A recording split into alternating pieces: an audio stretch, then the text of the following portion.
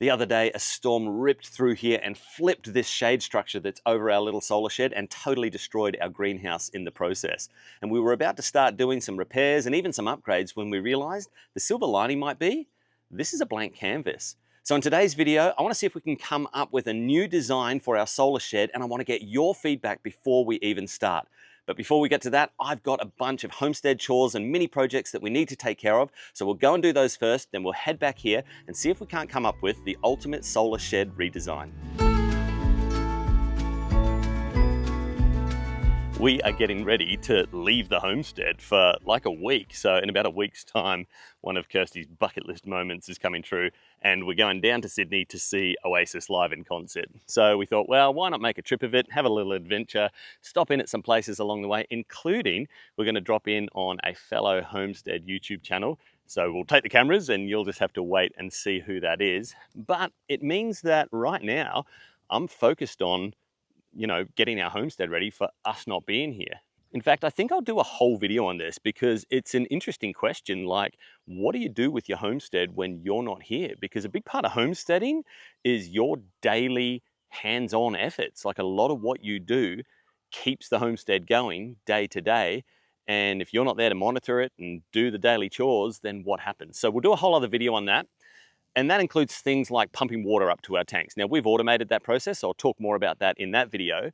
But there's an additional chore that I'm doing at the moment, and that is because I let our tanks get down low. Now, not really intentionally, I just wasn't watching them for a few weeks. We had been using a lot of additional water, getting our gardens ready for spring, and it just meant that they got right down to that sort of 20% mark, and now I've got to get them right back up, because I don't want to go without them being 100% full.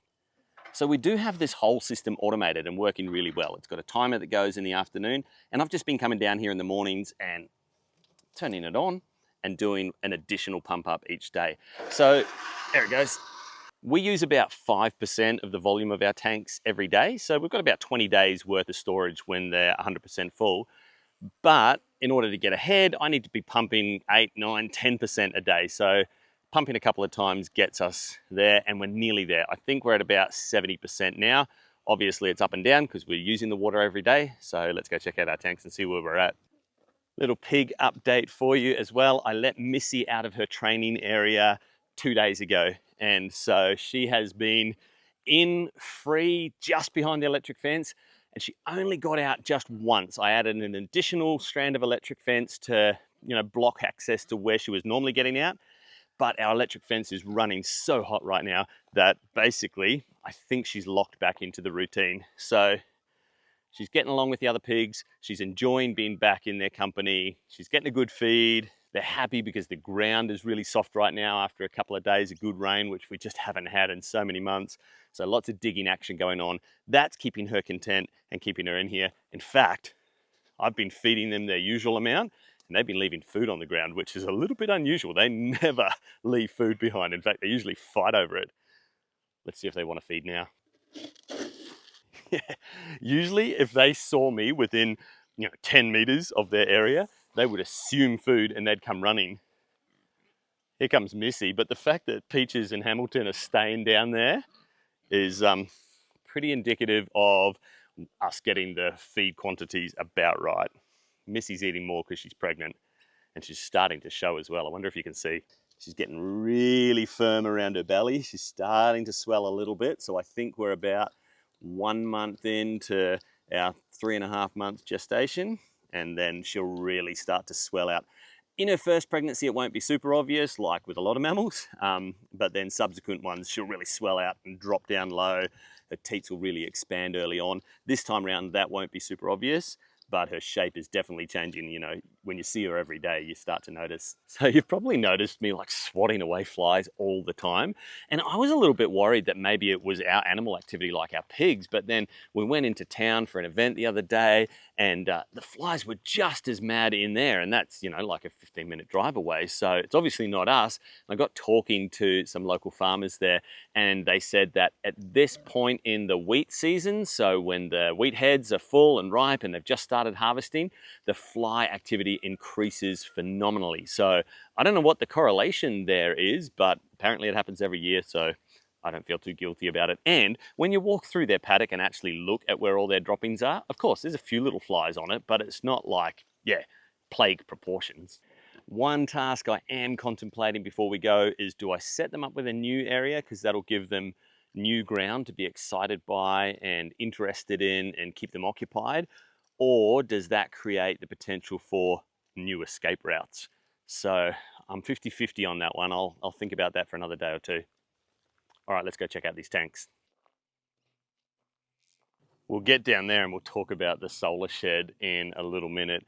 I was about to, well, you saw in the last video, we kind of flipped the shade structure back over it, and I was about to start kind of working on upgrading that, but I don't know, some of your comments and feedback has been really useful, lots of great ideas, and I actually think I want to go right back to the drawing board and talk about design and how we're going to do it, and maybe just give it a little bit more time, save a little bit more money, do things really, really well.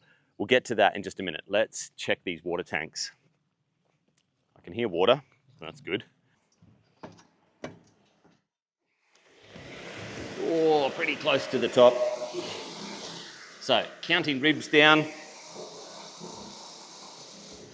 2.5 down, and then, so we go 1, 2.5 down. So yeah, we're just below 70%. So today I'd like to get us maybe at about 75, 80%, because you've got to factor in usage as well. Okay, I've got a couple more chores to do, including a little hack upgrade that you guys told me about when it comes to pinning down our chicken coop. And so I bought what you suggested from Bunnings and we're going to give it a go. A couple of weeks ago, we designed a new chicken coop. It's mobile and it's lightweight, and we were solving a few problems. We wanted to use chooks on our ground to amend our ground, and we wanted to get some of our breeds separated. So we've done the first one that the Quambies are in, and they're the first specialty breed that we're working on. But the challenge I had was, because it's so lightweight, I needed a way to peg it down to the ground. And I was using 200mm bugle batten screws. And I ran into an issue with those because they use an internal hex head and I'm using them over and over again, out and in every day. They're filling up with a little bit of grit and dirt every time, and they're starting to wear out. The grit is kind of pushing the tool, the bit, up out of the hole, and it means that I'm starting to strip them out. Obviously, I don't want that. And a great suggestion that a couple of you guys made in the comment section were these tent pegs from Bunnings. So I went and bought a box. So this is them. It was about $20 for a pack of 15. And the beauty is they use an external hex bit, which is supplied in the box as well.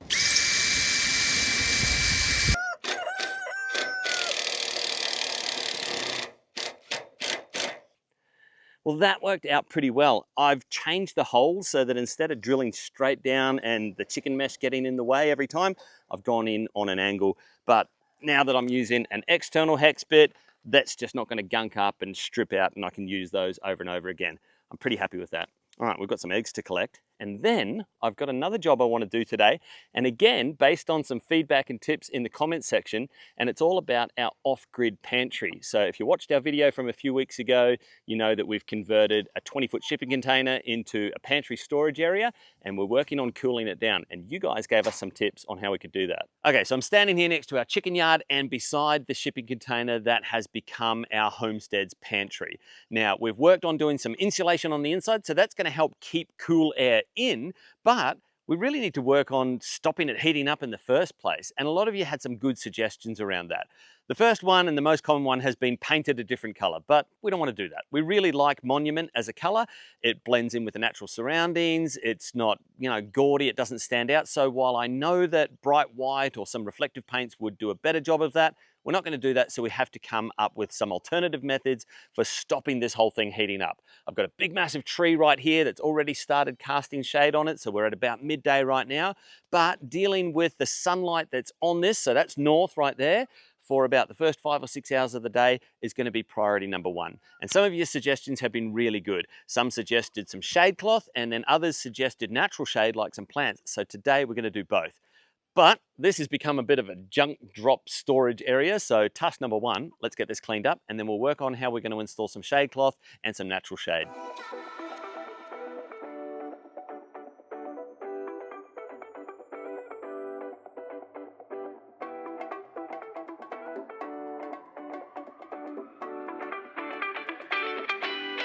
So Kirsty's bought 4 of these from Bunnings. They're supposed to climb and grow prolifically. Now, obviously, I don't want these under the shade cloth or they're not going to grow so well. And the idea is the shade cloth is kind of like a stage 1, get it done now measure. But if these are really effective, which I'm hoping they are, then eventually we may be able to pull the shade cloth down. That's the theory. Let's see how it works in practice.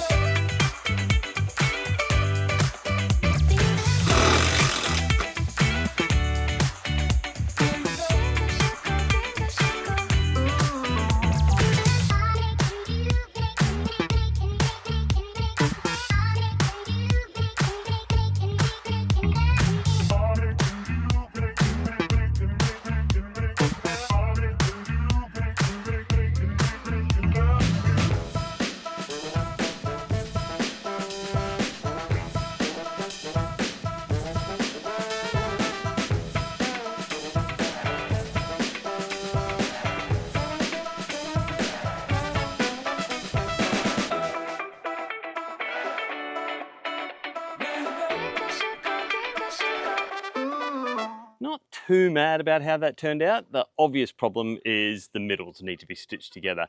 And if you've ever worked with shade cloth before, you know that over time it goes like this. It just kind of wants to pull in the middles.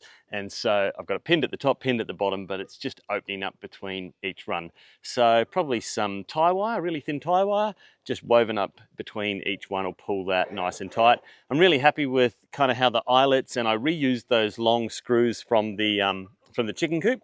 So that's pulled them down nice and tight to our climbing plants at the bottom. And then ultimately we'll be able to pull the shade cloth down in time and, you know, we'll have a nice kind of vine tunnel that we can walk under. Well, I only had a bunch of little tasks and chores and projects to do today, but it's amazing how much of the day that can chew up. The sun is setting now. I finally made it over here to our solar shed, and I want to get your feedback on this. So here's where things stand. And if you haven't watched any of the previous videos, let me give you a little bit of backstory ending in a couple of days ago where this whole carport structure flipped on its head. So we started with the Victron gear and the Renogy batteries. We also started with that little bike shed, wheelie bin shed, whatever it is. And it has done a 90% good enough job of keeping the gear out of the rain and vermin proof. We were just a little bit concerned about heat. Not that I experienced any heat issues in there, and we had that sitting under the shade of a bunch of trees just out here, which I've since chopped down. And I felt comfortable to chop them down because we scored this free carport. So we popped that up over the top just for shade, not for rain protection, vermin protection, anything like that, just to add a layer of shade. So that's how we got to that point. Made the mistake of not pinning this down to the ground. And look, hindsight's 20/20. Of course I should have. Now we've got it braced up really roughly. It's not going to collapse. And I've got some star pickets driven right down into the ground just to hold it back in place because I do appreciate that shade, being on that shed and keeping everything nice and cool. Now I was about to start upgrading this. Having flipped it back over, stood it back up, I was thinking, well, let's buy a bunch of structural timber. That's what this stuff is for. Some plywood back there. And, you know, we'll concrete or we'll star pick it or we'll do something to pin it to the ground.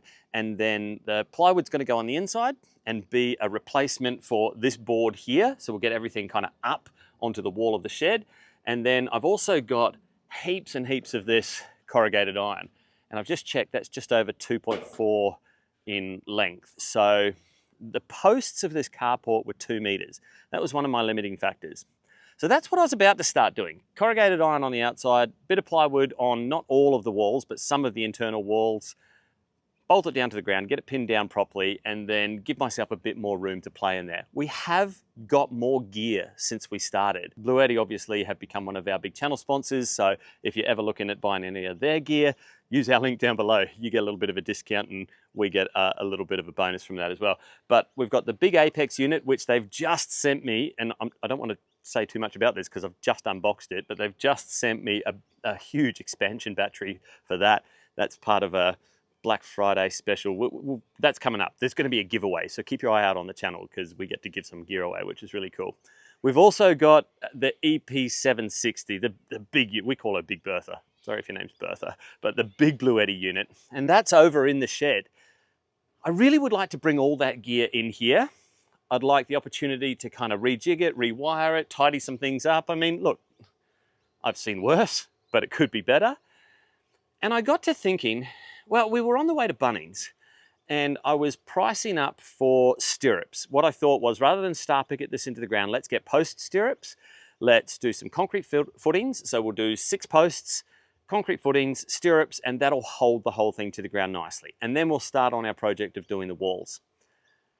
And I thought, you know what? I don't really need this to be 6 meters long. It's 6 by 3, this carport, plus that's oversized. Like, once I put walls on this, I think this is how the regulation goes. Anything over 5 meters with walls, floor to roof walls, has to be approved as a structure as far as council goes. So under 5 meters or no walls. Don't quote me on that. I've come across something like that, and I think that's why kit sheds are 3 by 3. So let's just keep it all a bit smaller. And what I thought was, well, I started out by thinking about footings and post stirrups, and I was pricing up concrete, and do I just buy bags of like concrete mix or post mix? And then I thought, well, what if I went to the landscape supply place and got a bobcat load of sand and gravel mix and cement and made my own. I've got a cement mixer. And then I thought, if I'm doing that, why don't I do a concrete slab? It'd be nice to have not just a dirt floor. And then I thought, why don't I just start from scratch? So here's where I'm throwing it out to you. And look, I could have this conversation with ChatGPT. We could work it all out. And I'm sure I'd come up with a design and a plan that would actually work. But I really like this community and I really value and appreciate your feedback. And I want to give you an opportunity to have a say on what you think I should do.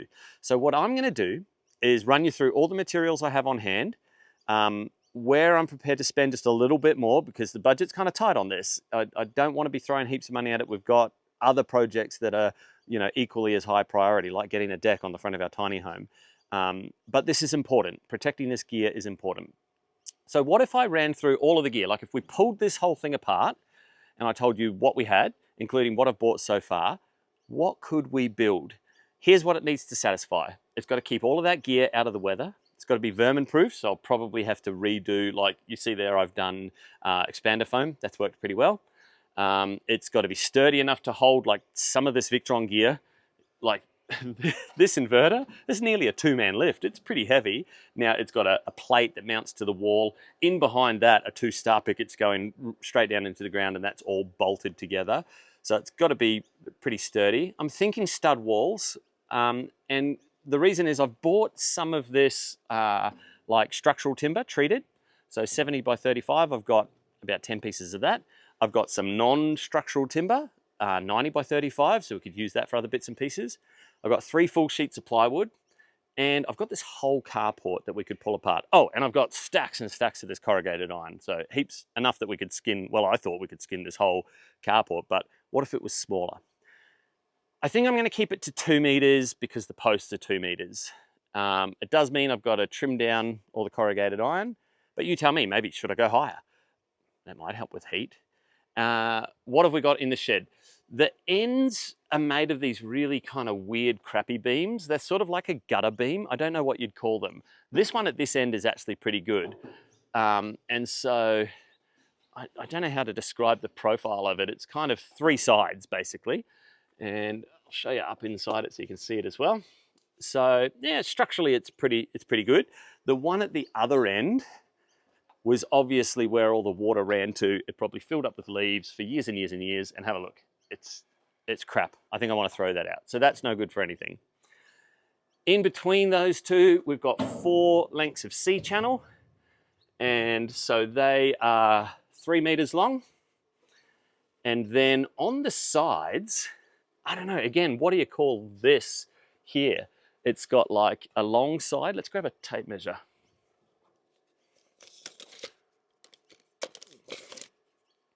So it's got a side that's 140 by 60